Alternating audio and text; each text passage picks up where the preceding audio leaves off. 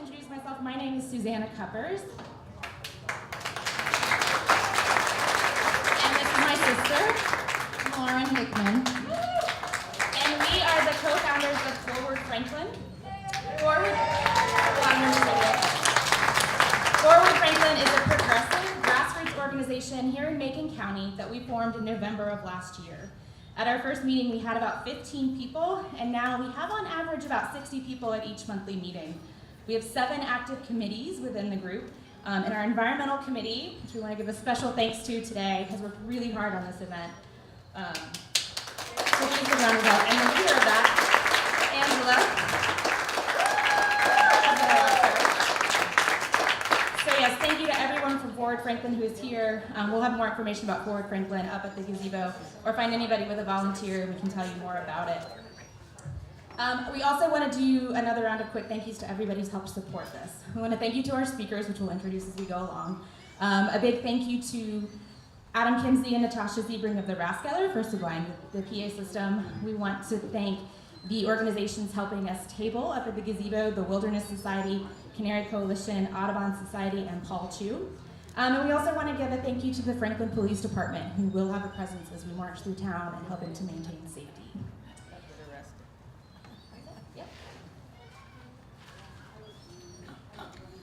So I just want to get an idea of everyone that's here today. Is there anyone who drove from out of town? Just shout out where you're from.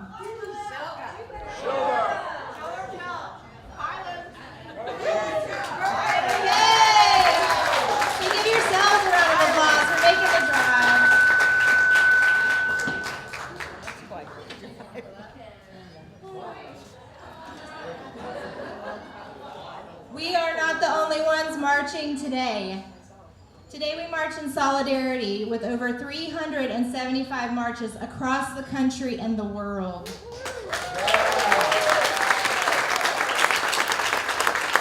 And we are marching to stand up for jobs, justice, climate, in our communities. Thank you for being part of that. Solving the climate change is going to take all of us. This is not a march, it is not only a march, it's a movement, and we're not alone in this movement. We can't do it alone, and I'm not here today for myself. Community organizing is not something I had ever done prior to November 2016, but I did not feel like I had a choice. I don't think any of us have a choice now, so here I am. There are many issues that I'm passionate about, and we may not agree on all of them, but the earth is our common ground.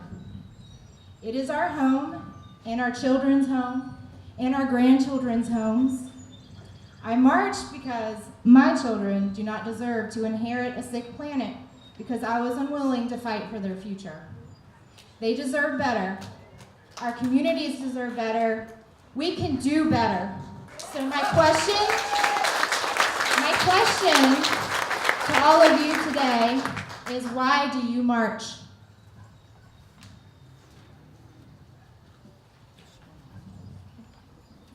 So our first speaker today is our mayor, Bob Scott.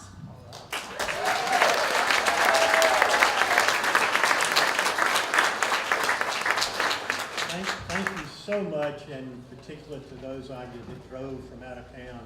We're just so glad to have you in Franklin. It's I want you to see what the greatest town in Western North Carolina is like. So welcome. I do want to say just a couple of things. Is this any better? Okay. Usually most politicians have a mic embedded somewhere. I haven't reached that level yet. But I just want to talk about a couple of things real quick, like my generation survived McCarthyism. Some of you may not even know what that was. We survived the Civil Rights Movement, and we survived Vietnam. We protested all of those things. So now, your generation, you young people, you're facing a double-barrel threat. You're facing a threat to your freedoms guaranteed under the First Amendment, and you're also facing a threat to the environment. So I guess what I want to say is keep marching, keep protesting, and as Jack Kennedy once said, in passing the torch, I'm going to say, pass the LED in your smartphone.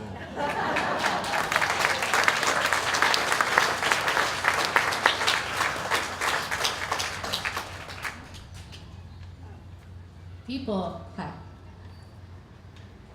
I now introduce to you a ghostly specter, a haint, an apparition come to our rally and to Western North Carolina People's Climate March. I'm scared. I'm really frightened here. As his spirit roams the most beautiful hills and vales, as a reminder to all.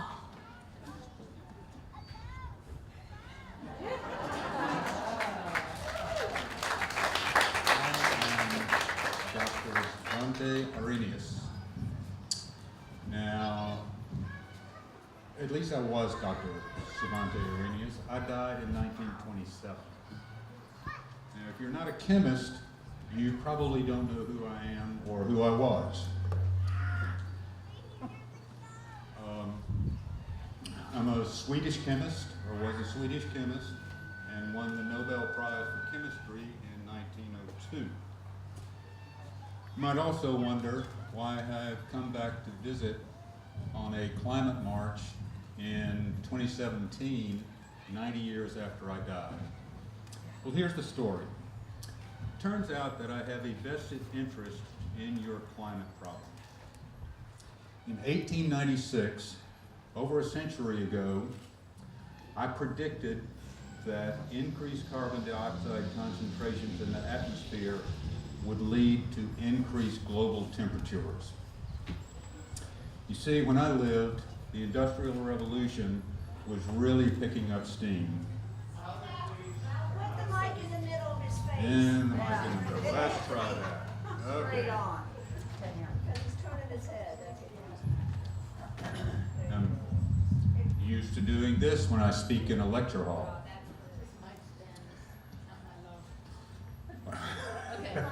We have assistants. See, when I lived, the Industrial Revolution was really picking up steam, and industries were switching from water power to coal power. And that burning of the coal released a lot of carbon dioxide into the temperature. A few calculations using the knowledge and methods we had at the time allowed me to predict that the increased carbon dioxide would in fact increase global temperatures. This is in 1896. When I was born, I have an assistant here. When I was born in 1820 or 1860, we were releasing about 91 million tons of carbon dioxide into the air. It's this, a minor caution. When I died in 1927,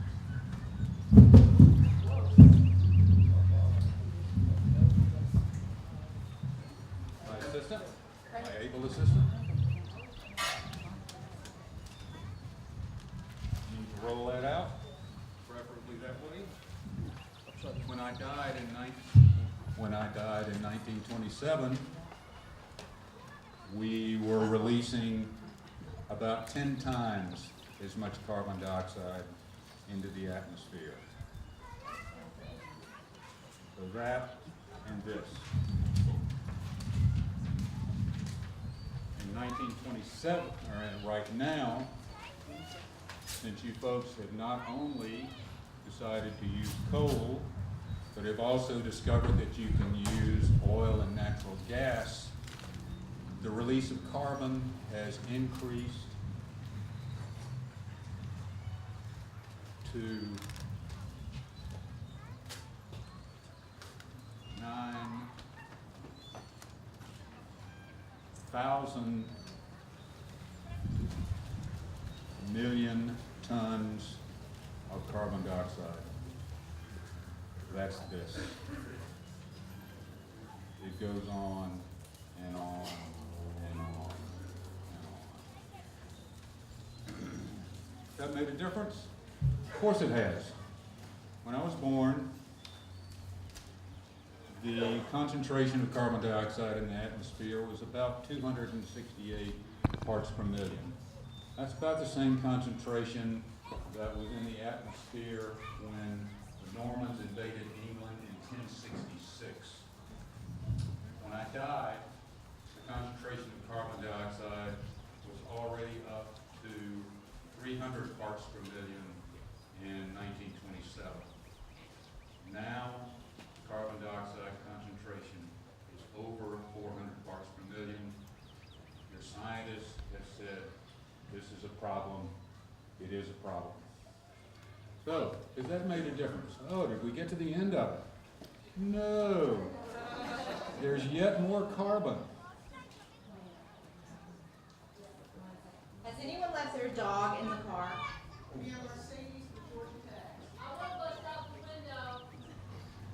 Just in case, apparently the police have been called, so I just want to give you all a warning on that.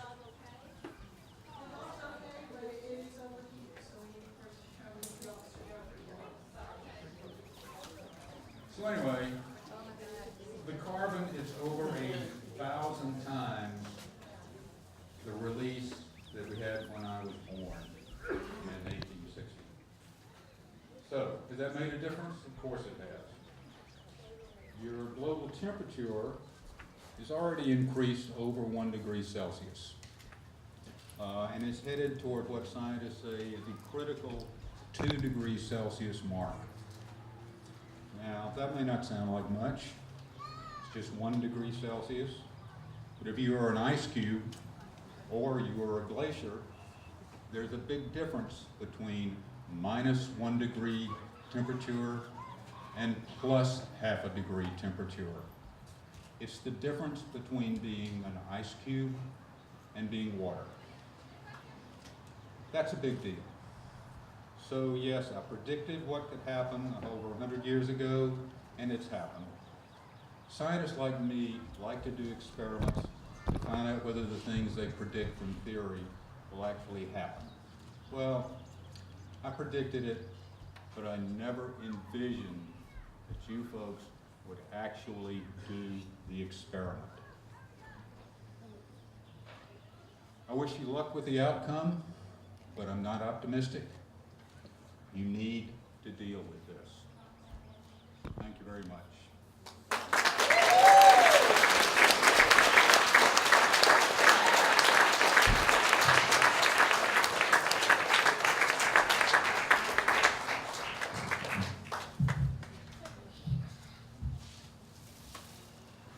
And next we have Ashley Chambliss, who's going to play some music for us.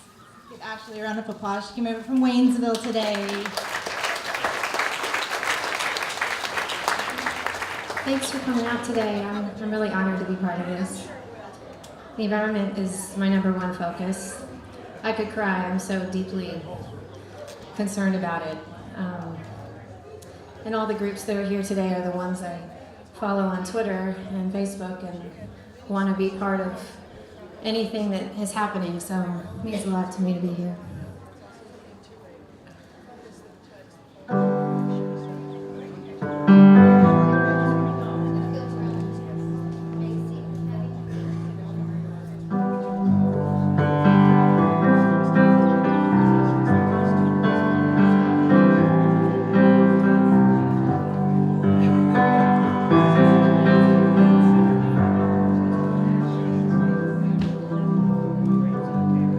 Candlelight across your face is nice.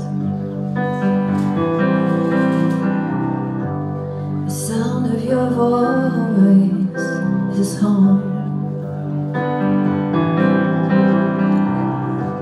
Dice started falling in a veil of white. My universe. Say that it hits you like a thunderstorm, and I am drenched, like walking through a crowded room and knowing which one has your heart.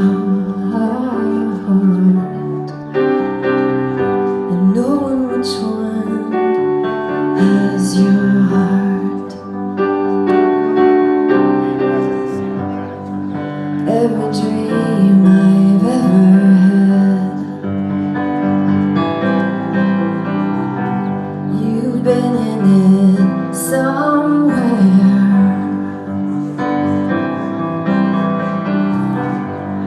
counting years, it's been forever. Baby, waiting for you to appear.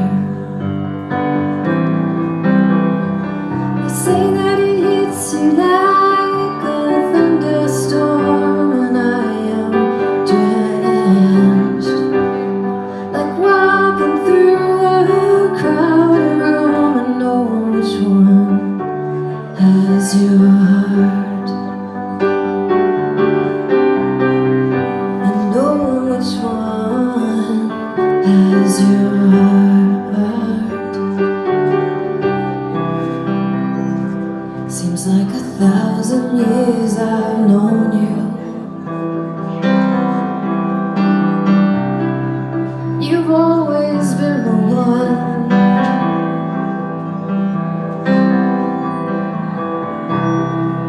And I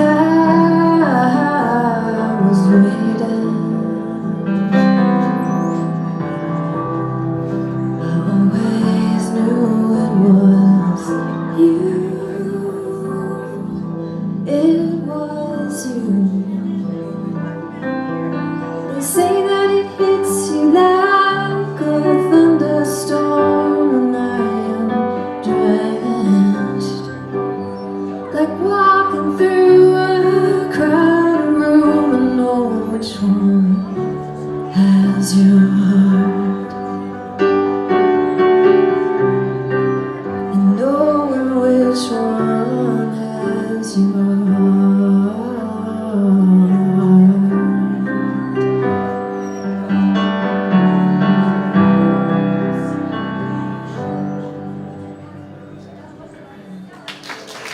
Thank you.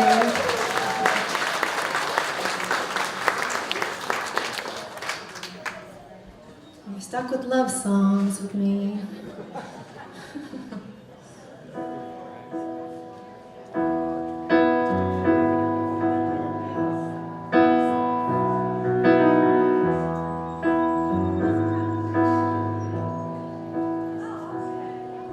I spent enough time in your arms to know just where I wanna be. I heard your voice enough to know just why I needed you, and baby, I'm right beside you.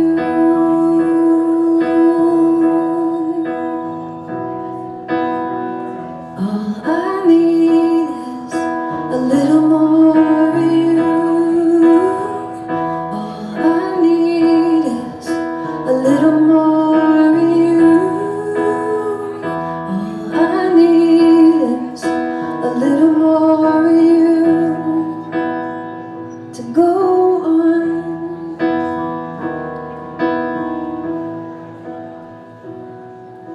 I laughed with you enough to know just what I need to feel. I danced with you enough to know just why I needed you, and baby, I'm right beside you.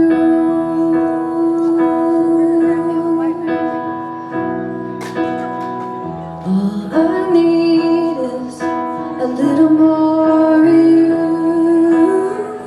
All I need is a little more of you.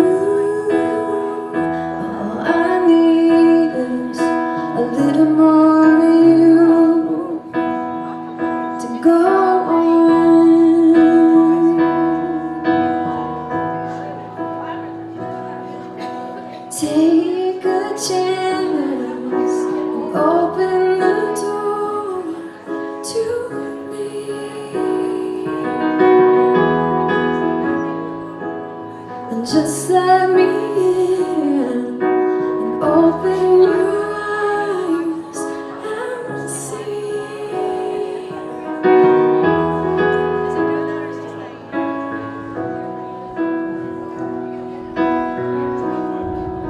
And baby, I'm right beside you.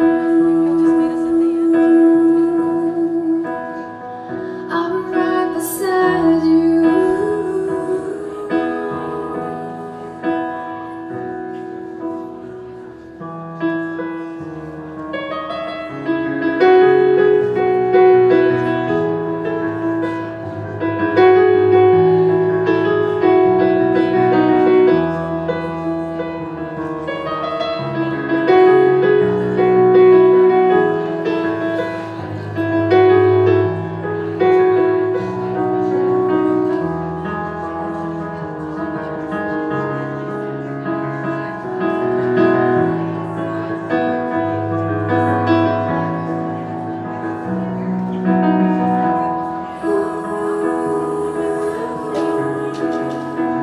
I'm right beside you.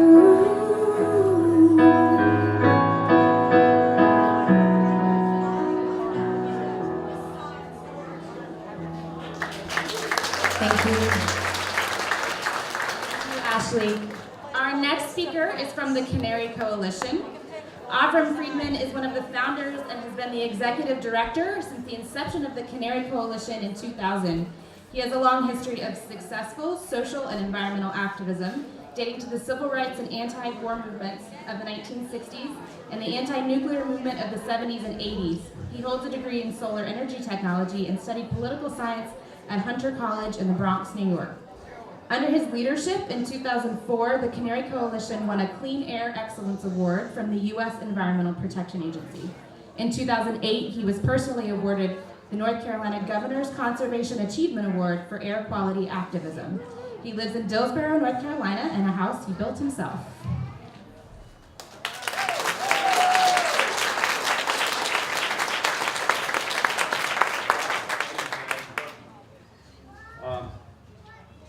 Good afternoon, everybody. My name is Avram Friedman. I'm the Executive Director of the Canary Coalition.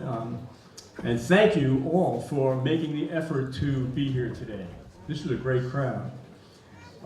It's important to be aware, as was mentioned, that we're joining hundreds of thousands, perhaps millions of people around the world who are marching today for the sake of preserving a livable planet for our children and grandchildren.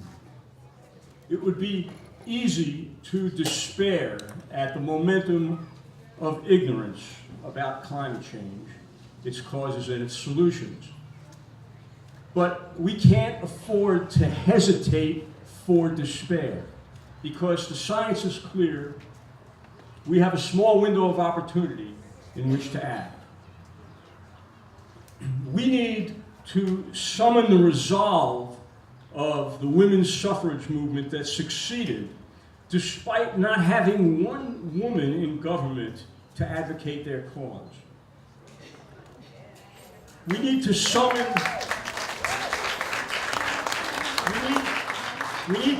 the resolve of the abolitionist movement that succeeded despite the fact that the nation's economy had become dependent on the institution of slavery.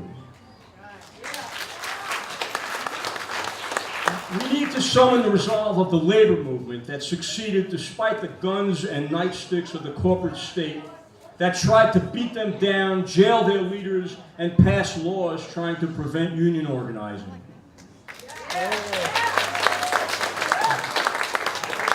We know what we have to do to address climate change. We have to rapidly phase out the use of fossil fuels and transform to meet all of our energy needs with renewable sources such as solar, wind, geothermal, ocean wave, and tidal energy. We have to rapidly become more efficient and less wasteful in our energy use. We need to decentralize power production on the electrical grid, and we have to overcome the powerful influence of the centralized energy giants who are profiting from wasteful energy use, pumping greenhouse gases into our atmosphere, and warming the planet.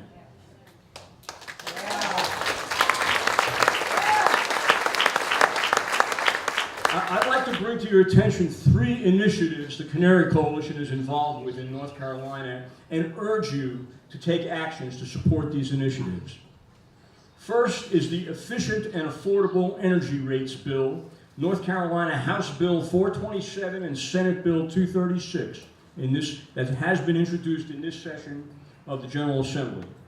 This bill will restructure electric utility rates to provide a powerful economic imperative and the economic means for all ratepayers to invest in energy efficiency and rooftop solar energy systems in North Carolina homes, businesses, and industries. Please tell your state legislators to vote for and adopt this into law. Second is the North Carolina Climate Solutions Coalition resolution. We are introducing this resolution to local governments throughout the state. It calls for phasing out all fossil fuels and transforming to 100% renewable energy no later than the year 2050.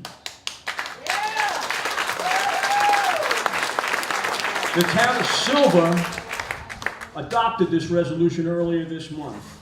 Boone and Watauga County have adopted it. It has been introduced in Haywood County. We'd like to introduce it to the Franklin City Council and Macon County Commissioners as well. Please let me know if you'd like to help in that effort. Third, we're working with the North Carolina We the People campaign to get a ballot measure in the 2018 general election that will allow North Carolina voters to tell Congress we want to amend the U.S. Constitution to declare that money is not speech and that only natural people, not corporations, have constitutional rights.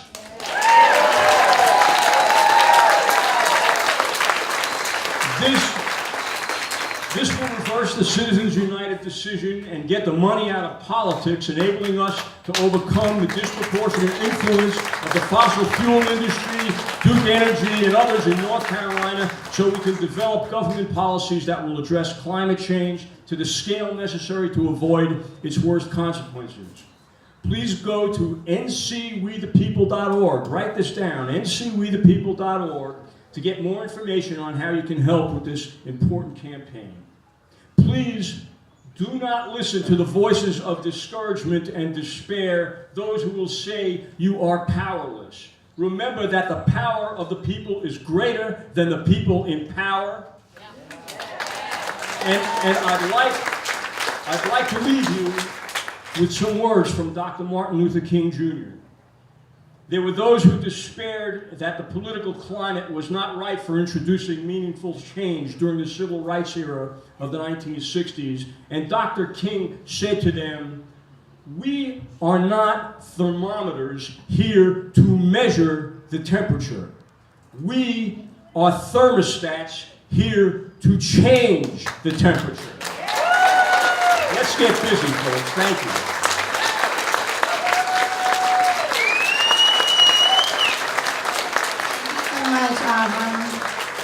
And you're talking about power of the people right now. I just got a text from the climate movement people. There are 150,000 people surrounding the White House right now. So send this message to the administration. So next we have Brent Martin with the Wilderness Society. Brent is a lifetime conservationist, lives in the historic Cowie community here in Western North Carolina. He's worked for the Georgia Forest Watch, Land Trust for the Little Tennessee, Wilderness Society. He has an MA and ABD from Georgia State University in history, focusing on land use patterns and the environmental history of the Northwest Georgia mountains. So everybody give Brent a round of applause. Okay, you hear me okay? All right. Well, my wife just came back to me and told me to make this really short since we were running behind, so I will have no problem doing that. I'm here just to briefly say, I work for the Wilderness Society. I want to say that right now, as the one in this room needs to be told, we face a crisis in this country probably greater than we've seen in our lifetimes. I don't remember things being as dark as they are right now. These are tough times. We got some tough times ahead of us, and it's going to take tough people to get through them. Our public lands right now are probably under greater threat than they've been definitely in my lifetime. Nationally, about 25% of our CO2 emissions come off of energy production on public lands. That's a staggering amount of CO2 emissions that come off of lands we own as a people. And that's due to oil production, gas production, methane coming off of byproducts, and on and on and on and on. And now there are attempts in Congress, and there will continue to be attempts in Congress to weaken the very rules and the laws we have to protect the public lands that we have. So I just want to leave you today, and I'll have more information at the gazebo today on what's going on nationally with the Trump administration, with different laws and Senate, and the Senate and the House are being proposed now to basically weaken environmental protections. So with that, I'll let Angela take it back over and we'll go on. Thanks.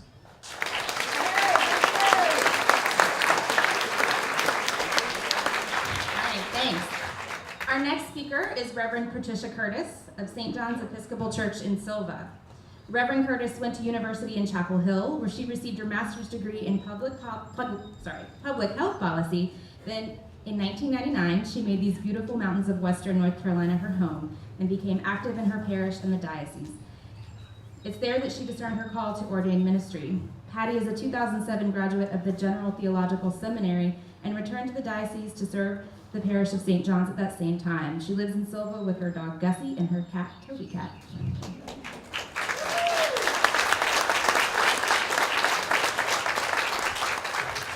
Thank you so much. It is so great to see all these people out here on this very warm day, April 29th. That's a little unusual, isn't it? Glad we're here. But I'm here today to talk about why people of faith should be concerned about global warming. In my Christian tradition, we describe ourselves as followers of Jesus. And Jesus tells us to love God and to love our neighbor. So our decision to follow in the way of Jesus has implications for how we live our daily lives. Following in the way of Jesus means that we need to examine the choices we make in our daily lives so that we know what effect they're having on our neighbors. And this is something that we share with every other faith tradition. It is an understanding that we are connected to one another. There is no other. There is us.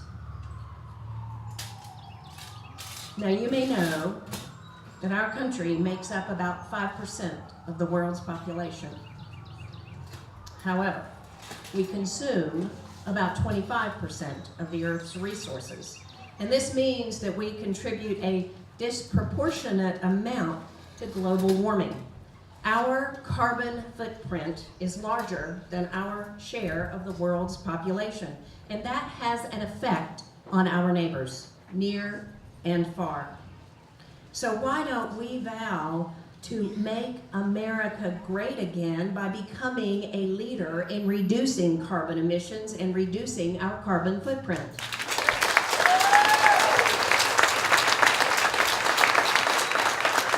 Now, I know I'm preaching to the choir here, but I'm going to give you one thing that you can do today, beginning today. How many of you had breakfast this morning? How many of you had lunch this afternoon? How many of you are planning to have dinner tonight?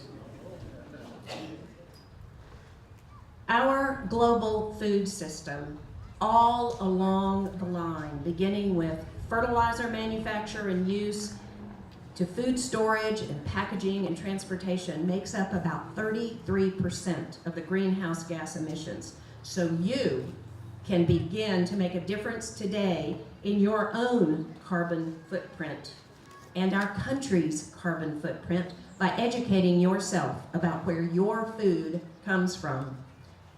From big business farms that practice monoculture and the heavy use of fertilizers, petroleum-based fertilizers, to the factory farms that provide all of that chicken and beef and pork that you will find in the grocery stores around here.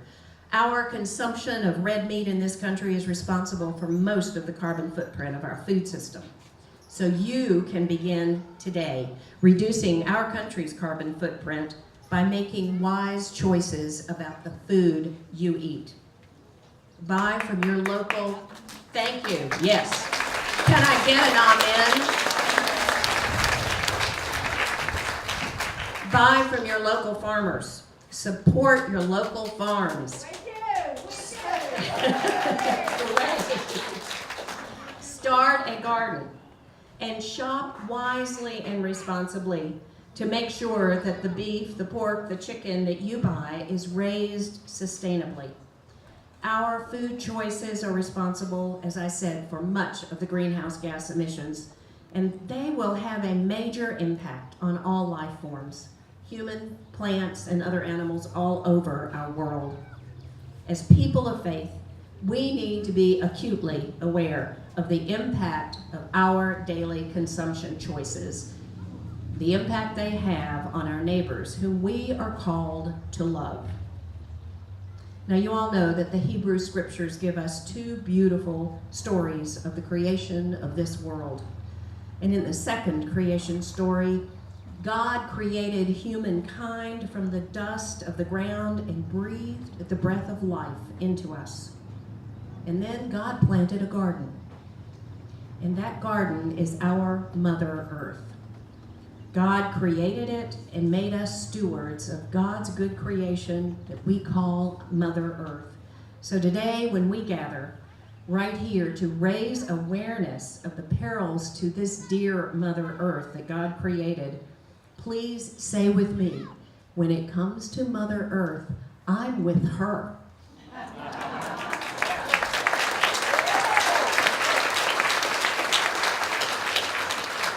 I want to hear it. When it comes to Mother Earth, I'm with her. Thank you.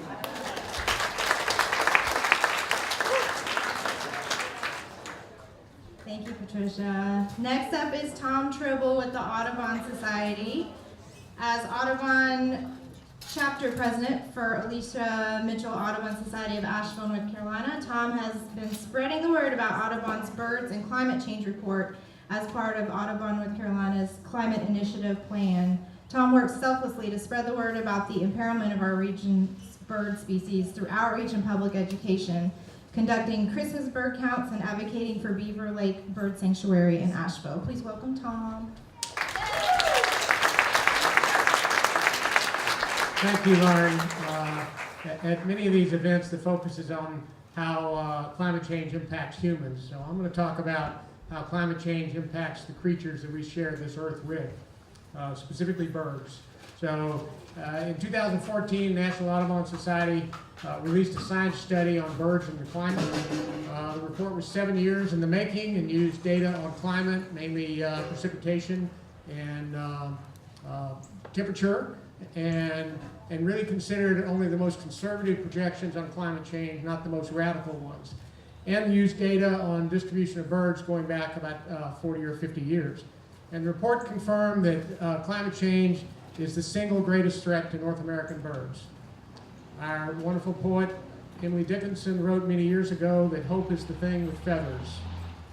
But Audubon's report on birds and climate change is not hopeful. Of the 588 species of birds in the study, over half, 314 species, are severely threatened by climate change. Many could lose more than half of their climate suitable ranges by 2050, which is certainly in the range of Lauren's children and Lauren's grandchildren. I may not be there, but it's not so far off. Since Europeans landed in this country, remarkably only 9 species of birds have gone extinct. We could lose many more over the next 50 years.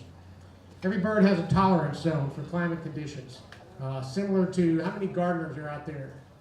Lots of gardeners, similar to garden tolerance zones. If climate gets too hot, too cold, too wet, too dry, birds can't successfully raise their babies, or at least not well enough to maintain the status. It's true, birds can fly. They can fly north, they can fly inland, they can fly up in elevation. And indeed, over the last 50 years, the data shows that of our North American wintering birds, more than 60% have moved their range northward. They understand climate change as a fact. But much like people, birds are imprinted on the place where they're born. Our migrants that spend the winter in Central and South America are going to return to the place where they were born. And even our resident birds are going to return to the place where they were raised to raise their babies. So by the time they figure out that they need to move, it may be too late. Will the climate conditions be there? Probably not. And simply flying north or inland is not always a solution. Human development limits the opportunities, and for many birds, the right habitat's not going to be there. Chicago's not going anywhere. Detroit maybe, but not Chicago. And here in western North Carolina, many of our local warblers and other beloved mountain birds are not going to be able to move any higher in elevation. The golden crowned kinglets on Mount Pisgah, they've got nowhere to go. So, I'm going to mention a few birds, ones I hope that you know.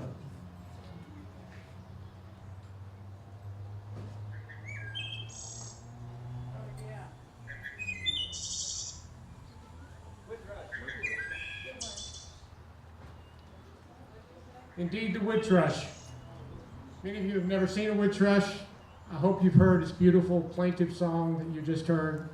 About 3 years ago, some researchers captured a wood thrush in a net just north of Winston-Salem and attached a tracking device to it. Remarkably, 1 year later, they recaptured the same bird in the net 200 yards from where they captured it the year before. It had flown 2,000 miles to spend the winter in Belize, and then 2,000 miles back. It survived 4,000 miles of a perilous journey.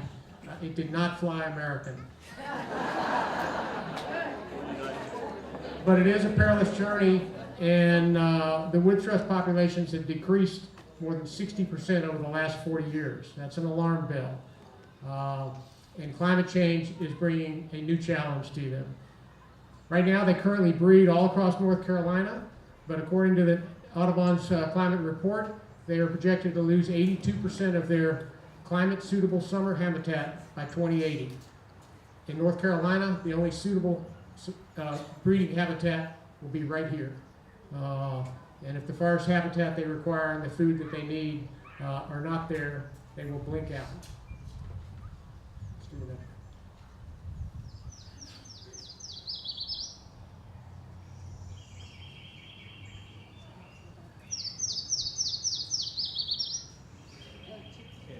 Anybody? Very good back there, somebody. That is a yellow-throated warbird. I heard one yesterday singing. It's a beautiful song, and it's usually the first warbler that returns to western North Carolina, usually to my neighborhood by mid-March. I start anticipating the return in February and looking forward to it, and I get anxious when I don't hear it, as this year, until toward the end of March. But it's a bird that prefers very specific trees for its breeding in its climate-suitable range. So are the trees going to be there? If not, the yellow-throated warbler is not going to be there.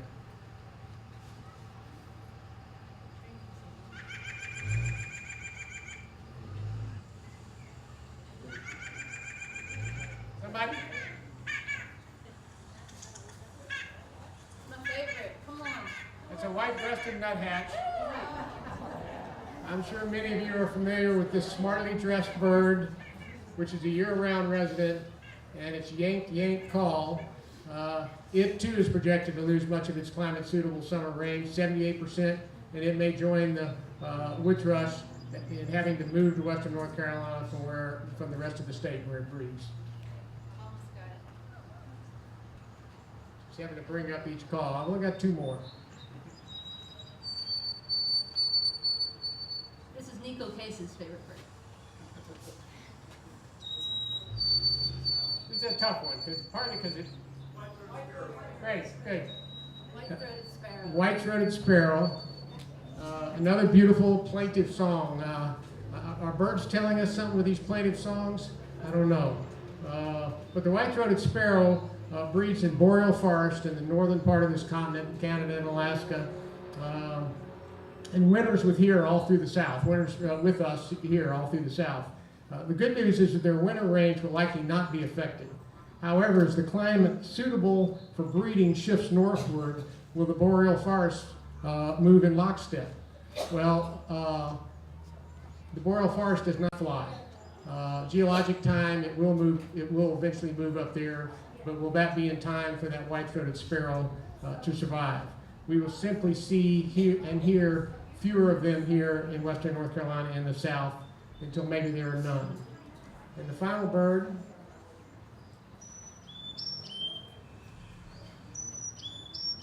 Carolina. really easy. That's a Carolina chickadee. And this common bird nests in your yard, I suspect. The good news is it's not threatened by climate change, so why do I mention it? Because I know you're asking what can you do to help birds.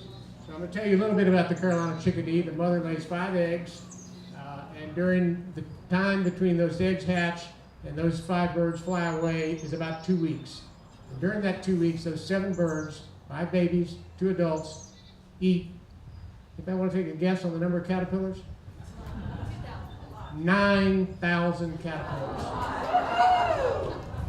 So where do they find those caterpillars? They find them in native trees. The oak tree family in this country hosts 535 species of caterpillars. We know this because of graduate students. Wonderful people. That's also why we know that they're eat 9,000 caterpillars. But a beautiful non-native ginkgo tree hosts 5 species of caterpillars. So when you're a bird in search of food for your babies, that's a life-threatening difference. So I repeat, what can you do to help birds? You can take action in your own backyard. Probably the single easiest thing that any individual can do to help birds is to make your yard more bird-friendly by planting bird-friendly native plants. As we face development, there are fewer and fewer national forests and state parks and wild areas for birds to go to. So Audubon is focused on helping birds where people live. And so you can help them by planting native plants in your yard, and at the end, at the gazebo, there will be a lot of brochures about that, and I hope you'll pick one up.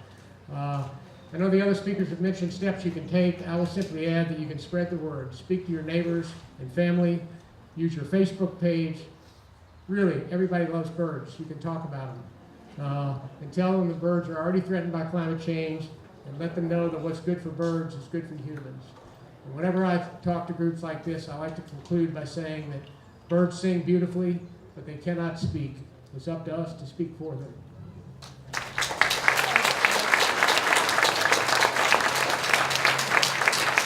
Thanks, Tom.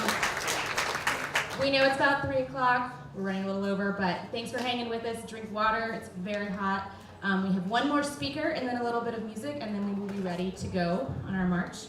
Our final speaker is Lloyd Arneach, as Cherokee storyteller. He was born and raised on the Qualla boundary, moved to Atlanta in 1967, and began sharing Cherokee history and culture through storytelling. He has a published book of stories, the Long Ago Stories of the Eastern Cherokee, now in its 4th printing, as well as a CD, Can You Hear the Smoke, which is a collection of stories and Native American legends. Please welcome Lloyd.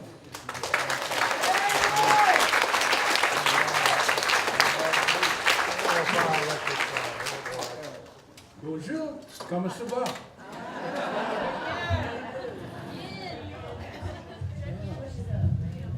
Sprechen Sie Deutsch? Ah, yeah. All right. Well, long ago, the Cherokee did a lot of things. One of those things they did was that what we did this day, we did for the 7th generation yet to come. Today, we no longer do this. Now we're civilized. But this is one of our old stories, and it explains why certain formations have appeared. Now, long ago, the Cherokee realized young people were starting to disappear. And they knew about the bears, they knew about the wolves, they knew about where it's safe to play, where it wasn't. But the children kept disappearing. And the adults started watching. And finally, one of the adults saw a giant hawk come down out of the sky. It picked up a young child and flew off with him before the adult could react. Now they knew what had happened to the children. The hawk was taking their young children, and they realized there was no way that they could stop the hawk. And the children were playing, they had to go outside. So they said, how can we stop this? And they went to the townhouse, and there they met, and they talked with people. Ideas came and went, and they couldn't decide, and they decided, well, we can't come up with a solution. We need help. So they prayed to the Creator. All the people were gathered in the townhouse, and they prayed for 1, 2, 3, 4, 5, 6, 7 days they prayed. And on the 7th day, they heard a voice that filled the air. And the voice told them, this night, stay in the townhouse, don't come out. And that night, all the people were gathered in the townhouse. And a tremendous storm came over the mountain. Thunder was moving the walls of the townhouse. They could see lightning flashing through the door. As they looked out the door, they saw mountain peaks were burning with fire, with the lightning instead of fire. And finally the storm quit. And the next morning, as they came out, they saw smoke rising from different peaks all throughout Cherokee territory. And they sent warriors out to find out what had happened. And when they got to the mountain peaks, they found bones of a huge bird. And they found bones of smaller animals that they'd been bringing to their nest to feed. As they saw all the mountains, they saw there was always the bones of giant hawks and bones of the animals they had eaten. And they saw the bones of the young people. And since that day, the giant hawk has no longer appeared. And today, the people understand that these places will never change. And when you come to the Great Smokies today, you still see these places. Bushes don't grow, trees don't grow, only grass grows in these areas. And they're referred to as mountain balls here in the Great Smokies. Now, scientists tell us they don't know why trees don't grow there, but today we know why. Now, I can't solve the climate problem. You can't solve the climate problem. But if we tell other people, if we ask for help like the Cherokee did, I tell another person, you tell another person, and they tell another, then it will grow. And that's what we need to do to affect climate change. This is a wonderful group. Thank you for inviting me. I hope you enjoy it.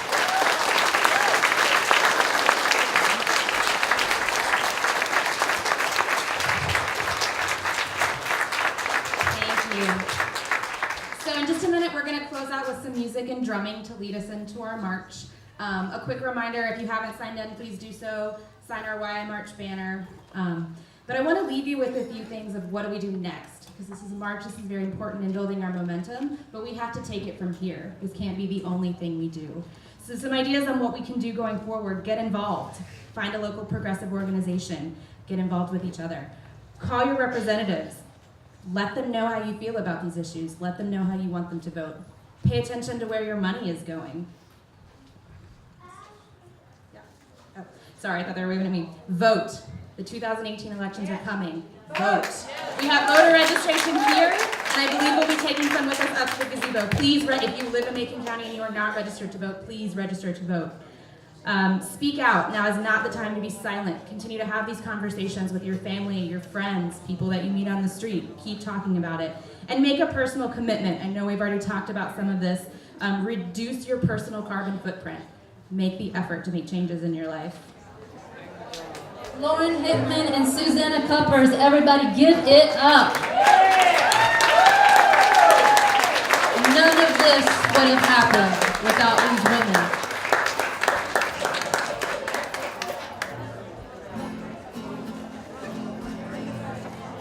Okay, this is a really quick little lullaby to get your all your vitals coordinated so that we don't go to Angel Medical Center today.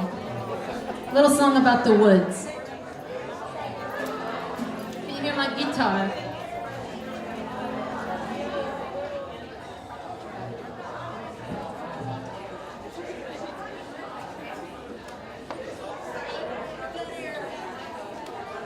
Sorry about the dead air.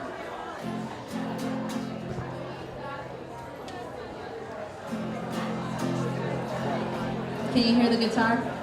So,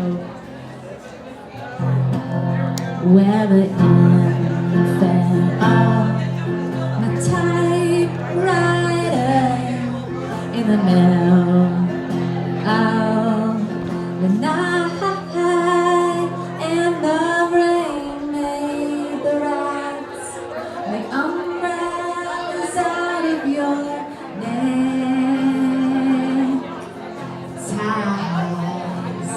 I awoke in the night to a light on a mountain so lonely.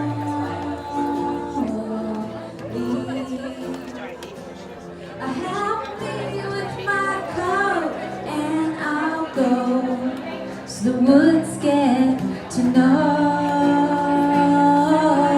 me.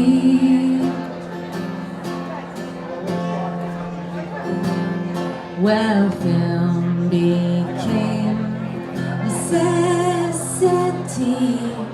when your chestnut eyes gave out, but it's lost on the blind who know when you're running a red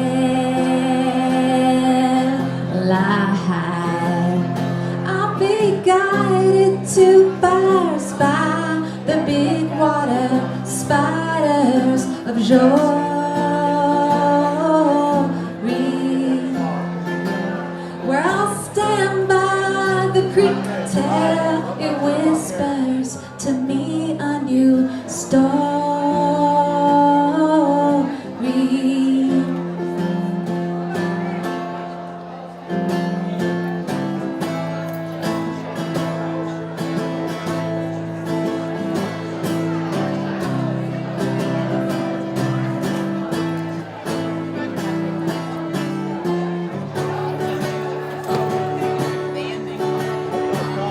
Well, magnolia, blue and gold, get me over to mornings of gold and the tulip trees bright together, my sky cold. All the offering ridges and tree-lined fringes to glory.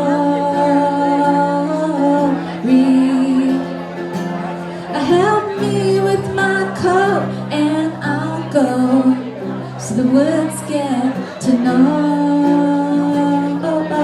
me.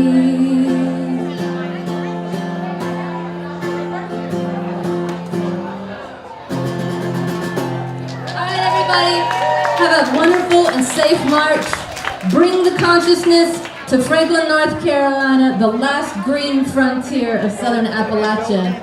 Take care of everyone around you, and the kids and Dan and the big kids like myself are gonna all drum you out into the city. Take good care and watch your step. When do we want it? Now. What do we want? Climate justice. When do we want it? Now. What do we want? Climate justice. When do we want it? Now. Climate justice. Now. Climate change. Oh, climate change. Now. Hey, Auburn. How are you? Good. There could be so many Thank you. more jobs.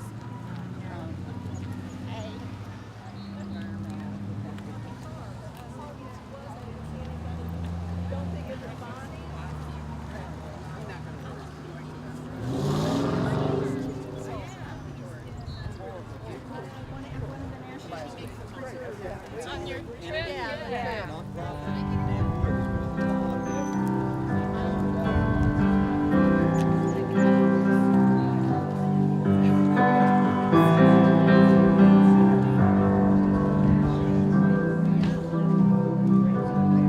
The candlelight across your face is nice. The sound of your voice is home. Dice started falling in a veil. of white, my universe. They say that it hits you like a thunderstorm, and I am drenched, like walking through a crowded room and knowing which one has your heart, and knowing which one has your heart. Every dream I've ever had, you've been in it somewhere.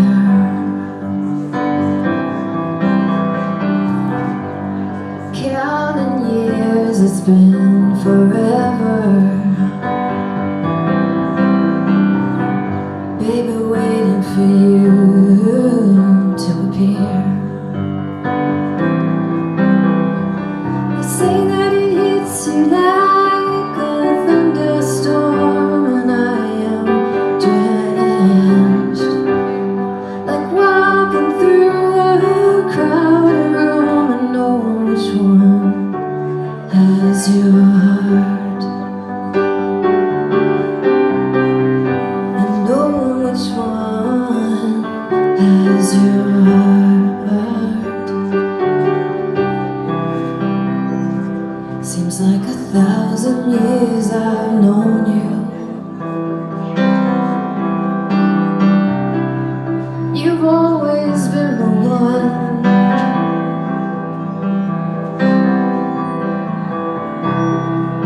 and I was waiting. I always knew it was you. It was you.